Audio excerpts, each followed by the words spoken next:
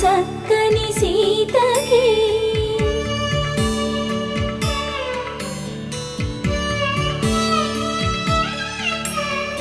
ఎర్ర జాబిలి చేయి రాముడేడని అడుగుతుంటే చూడలేదని పెదవి చెప్పే చెప్పలేమని కనులు చెప్పే నల్ల పూస